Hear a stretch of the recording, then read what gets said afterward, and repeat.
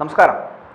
ഈ പ്രധാനമന്ത്രി നരേന്ദ്രമോദിയുടെ മേൽനോട്ടത്തിൽ തുടർന്നാൽ BJP ടൈറ്റാനിക് പോലെ മുങ്ങിത്താഴുമെന്നത് മുതിർന്ന BJP നേതാവായിട്ടുള്ള സുബ്രഹ്മണ്യൻ സ്വാമി പറയുന്നു. അദ്ദേഹം എക്സിൽ പങ്കുവച്ച ഒരു കുറിപ്പിലാണ് അദ്ദേഹത്തിൻ്റെ ഈ പരാമർശം ഉണ്ടായിരിക്കുന്നത്. നിയമസഭാ ഉപതെരഞ്ഞെടുപ്പിൽ ഇന്ത്യ സഖ്യം വൻ വിജയം നേടിയതിന് പിന്നാലെയായിരുന്നു സ്വാമിയുടെ കുറിപ്പ് ഇപ്പോൾ വൈറലാകുന്നത്. BJP ടൈറ്റാനിക് കപ്പൽ പോലെ മുങ്ങുന്നത് കാണാനാണ് പാർട്ടിയിലുള്ള നമ്മൾ ആഗ്രഹിക്കുന്നത് എങ്കിൽ മോദി തന്നെ നായകത്വം വഹിക്കുന്നതാണ് നല്ലത് എന്നും BJP തകർന്ന് മുങ്ങിത്താഴാൻ തയ്യാറാകുന്നതായാണ് ഉപതെരഞ്ഞെടുപ്പ് ഫലങ്ങൾ അടക്കം സൂചിപ്പിക്കുന്നത് എന്നും സ്വാമി പറയുന്നുണ്ട്. 13-ൽ 10 സീറ്റുകളാണ് ഉപതെരഞ്ഞെടുപ്പിൽ ഇന്ത്യ സഖ്യം നേടിയത് എന്നുള്ളതും അദ്ദേഹം പറയുന്നു. സ്വതന്ത്ര സ്ഥാനാർത്ഥി 1 സീറ്റും നേടുകയുണ്ടായി. BJP ആകെ 2 സീറ്റുകളിൽ മാത്രമാണ് വിജയിച്ചത്. ഇന്ത്യ സഖ്യത്തിൽ തൃണമൂൽ കോൺഗ്രസുമാണ് കൂടുതൽ സീറ്റുകൾ നേടിയത് എന്നുള്ളത്. 4 സീറ്റുകൾ വീതമാണ് ഇരു പാർട്ടികളും നേടിയെടുത്തത്. DMK, ആം ആദ്മി പാർട്ടി എന്നിവർ ഓരോ സീറ്റും നേടിയെടുത്തു.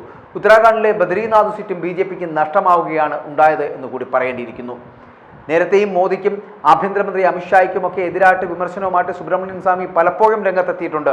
ജൂൺ 25-ന് ഭരണഘടനാ ഹത്യാ ദിനമായി ആചരിക്കണമെന്ന ആഹ്വാനത്തിന് പിന്നാലെ അടിയന്തരാവസ്ഥയെ സജീവമായി എതിർക്കുന്നതിൽ മോദിയുടെയും ഷായുടെയും സംഭാവന എന്താണെന്ന് എക്സിൽ അദ്ദേഹം കുറിക്കുകയും ചെയ്തു.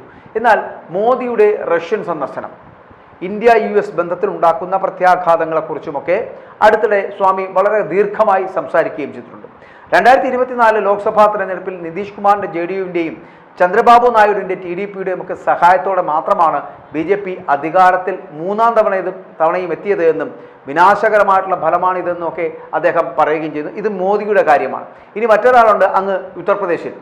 അദ്ദേഹം പറയുന്നത് സർക്കാർ പറയുന്ന നിയമങ്ങൾ പാലിക്കുന്നില്ല എങ്കിൽ ആളുകൾ മുഹറത്തിന് വീട്ടിലിരിക്കണമെന്ന പ്രസ്താവനയുമായിട്ടാണ് ഉത്തർപ്രദേശിൻ്റെ മുഖ്യമന്ത്രി യോഗി ആദിത്യനാഥ് വന്നത്. മുഹറത്തിൻ്റെ സമയത്ത് ഉത്തർപ്രദേശിൽ കർശനമായിട്ടുള്ള നിയമങ്ങൾ നടപ്പാക്കിയിട്ടുണ്ട് എന്നും അത് പാലിക്കാൻ കഴിയാത്തവർ വീട്ടിലിരിക്കണമെന്നുമായിരുന്നു യോഗിയുടെ പ്രസ്താവന എന്ന് പറയപ്പെടുന്നത്. കഴിഞ്ഞ പോയ ഞായറാഴ്ച നടന്ന ഒരു സംസ്ഥാന പ്രവർത്തക സമിതി യോഗത്തിലാണ് യോഗിയുടെ ഇത്തരത്തിലുള്ള ഒരു പരാമർശം ഉണ്ടായതുപോലും. അപ്പോൾ ഇന്ന് മുഹറമാണ്. മുമ്പ് മുഹറം കാലത്ത് റോഡുകളൊക്കെ ശൂന്യമായിരുന്നുവെന്നും എന്നാൽ ഇന്ന് ആളുകൾ ഒരു കാര്യത്തെയും ഗൗരവമായി കാണുന്നില്ലെന്നും മുഹറം പ്രമാണിച്ചുള്ള താസിയ ചടങ്ങിൻ്റെ പേരിൽ വീടുകൾ പൊളിക്കുന്നു, പീപ്പിൾ മരങ്ങൾ മുറിക്കുന്നു, റോഡിലെ കമ്പികൾ നീക്കം ചെയ്യുന്നു.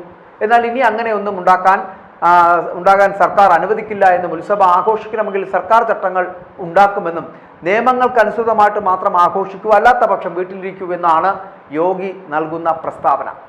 പൊതുസുരക്ഷ ഉറപ്പാക്കാൻ ഉത്സവങ്ങൾക്ക് ചട്ടങ്ങൾ രൂപീകരിക്കുന്നതിലാണ് സംസ്ഥാന സർക്കാർ ശ്രദ്ധ കേന്ദ്രീകരിക്കുന്നതെന്ന് പറയുന്ന മുഖ്യമന്ത്രി എന്തിനാണ് ഇങ്ങനെ താക്കീത് ചെയ്യുന്നതെന്ന് മനസ്സിലാവുന്നില്ല.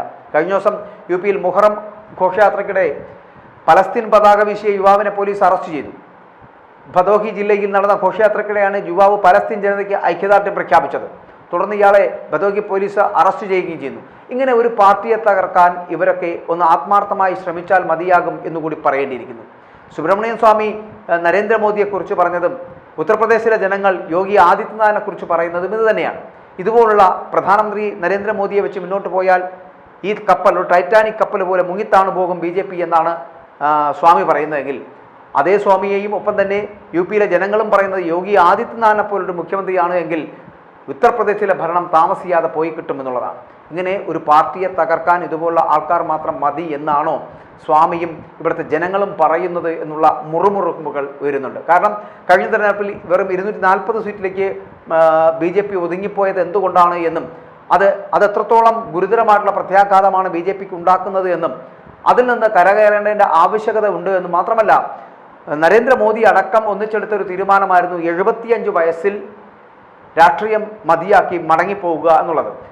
അതിലേക്ക് എത്തപ്പെടുമ്പോൾ വരുന്ന 2025-ൽ പ്രധാനമന്ത്രിക്ക് 75 വയസ്സ് പൂർത്തിയാകുമ്പോൾ പാർട്ടി പദവികളിൽ നിന്ന് അദ്ദേഹം മാറി നിൽക്കേണ്ടതാണ്. അങ്ങനെ ആകുമ്പോൾ പ്രധാനമന്ത്രി പദം അടക്കം ഒഴിയേണ്ടി വരും.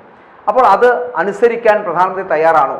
ഇല്ലെങ്കിൽ തന്നെ 2024-ലെ തെരഞ്ഞെടുപ്പ് ഫലം സൂചിപ്പിക്കുന്നത് പ്രധാനമന്ത്രി നരേന്ദ്രമോദി മാറി നിൽക്കുക എന്നതടക്കമുള്ള കാര്യങ്ങളാണ് ഇവിടെ സുബ്രഹ്മണ്യൻ സ്വാമി പറയുന്നത്. ആ സുബ്രഹ്മണ്യൻ സ്വാമിയുടെ വാക്കുകൾ BJPയുടെ നേതൃത്വം, ദേശീയ നേതൃത്വം കേൾക്കേണ്ടിയിരിക്കുന്നു. ഇല്ല എങ്കിൽ ഈ പാർട്ടി എന്ന് പറയപ്പെടുന്നത് കൊഴിഞ്ഞുപോകലുകളുടെ ഒരു കാലത്തിലേക്ക് പോകുമെന്നുള്ള കാര്യത്തിൽ സംശയമില്ല.